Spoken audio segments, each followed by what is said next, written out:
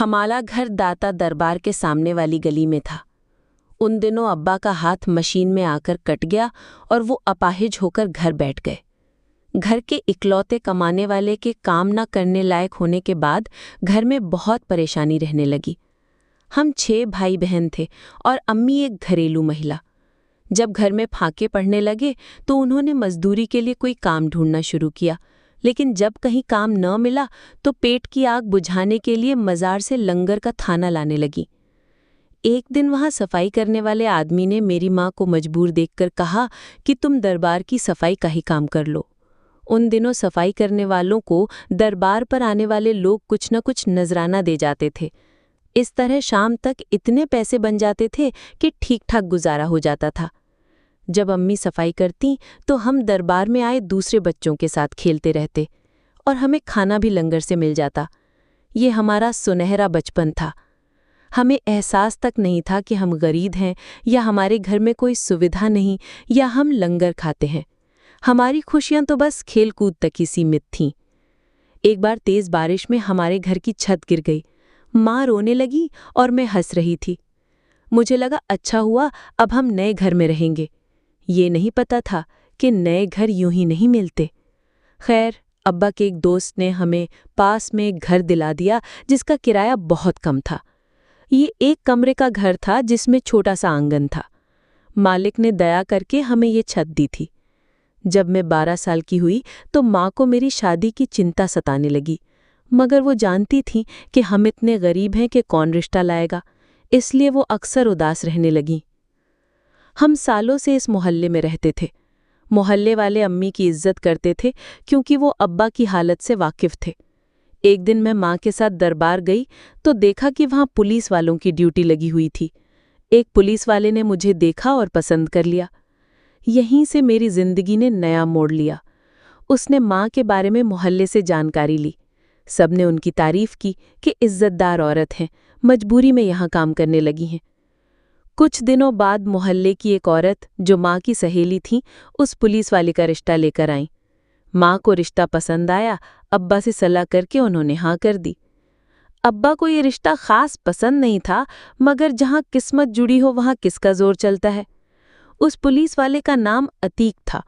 उसके घर वाले अमीर थे जबकि हम गरीब। हमारी हालत देखकर अतीक की माँ और बहनों ने मुंह बना लिया, मगर बेटे की जिद के आगे झुकना पड़ा और उन्होंने रिश्ता जोड़ लिया। मैं भोली भाली और खूबसूरत थी, इस वजह से लड़के की माँ ने बेटे की बात मान ली। शादी के वक्त मेरी उम्र 15-16 साल रही होगी। मेरे शौहर लाहौर में रहते थे और मैं ससुराल में गांव में। घर का माहौल सख्त था। उन्हें पैसे का घमंड था, इसलिए उन्होंने मुझे दिल से कभी नहीं अपनाया। कोई मुझसे सीधे बात नहीं करता। मेरे काम में कमियां निकालते और मुझ पर पाबंदियां लगाते। खाना भी जब सास की मर्जी होती तभी मिलता। एक दिन की दुल्हन थी जब मुझे खुले आंगन में खाना पकाने को कहा गया। तेज गर्मी थी, लकड़ियां जलती नहीं थी, फिर भी धूप में काम करवाया जाता। बर्तन भी ढेर सारे रोजाना धोने होते। मैं काम करती रहती और वो लोग ठंडे कमरों में बैठे होते। जब काम खत्म करती तो सास ताने देती, कैसा खाना बनाया, रोटियां खराब हैं, माँ बाप के घर तो कुछ सीखा नहीं। धीरे धीरे मैंने काम सीख लिया, मगर उनका तानाबाजी बंद ना हुई। इन सब जुल्मों के बावजूद मैंने उफ तक नहीं की। एक दिन मैं काम कर रही थी कि गरम घी मुझ पर गिर गया। किसी ने मरहम तक न लगाया। मैं तड़पती रही। पड़ोसन आ गई और मुझे अस्पताल ले गई। सास चुपचाप देखती रही, न साथ गई न चिंता की।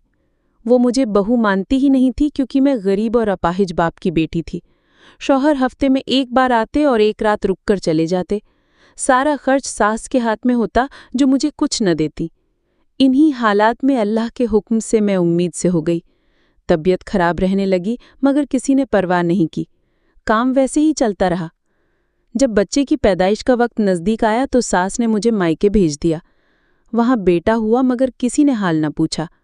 2 महीने में शौहर एक बार बेटे को देखने आए और थोड़े पैसे दे गए।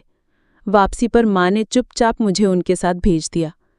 माँ ने इधर उधर से उधार लेकर जच्चगी का खर्च उठाया, मगर मेरे शौहर ने कुछ न दिया।